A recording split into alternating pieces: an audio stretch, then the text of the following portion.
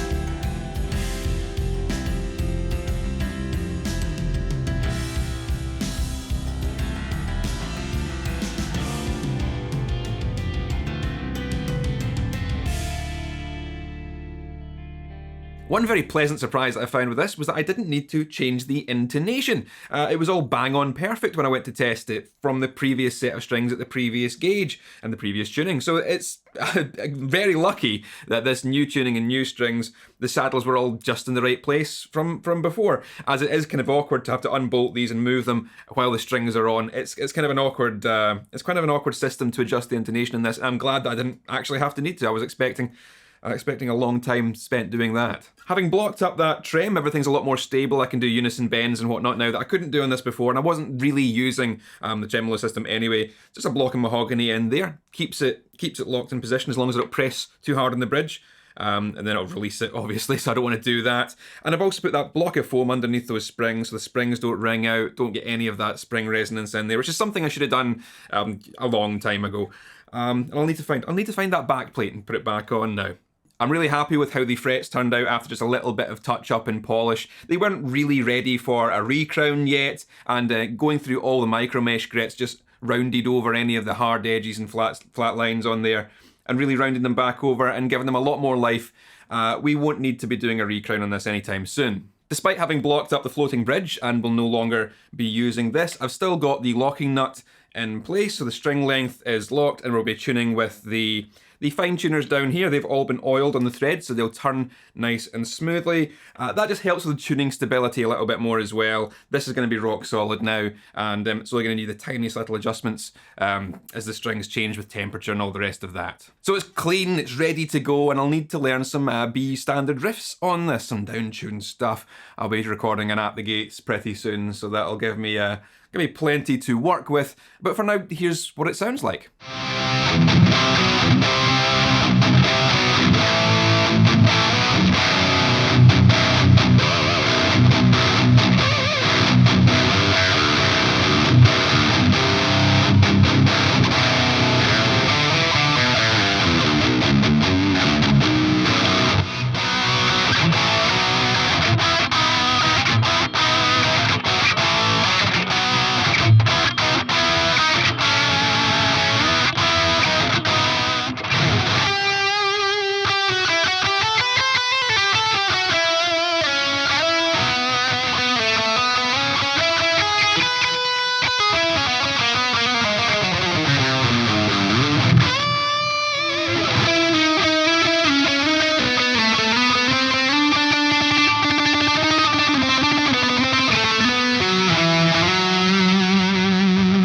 There we are, a brief little video setting up this guitar. Nothing particularly interesting in this one. This guitar's been very well looked after, so it really was just a little bit of polish to the frets and making sure everything was in the right place for the new strings.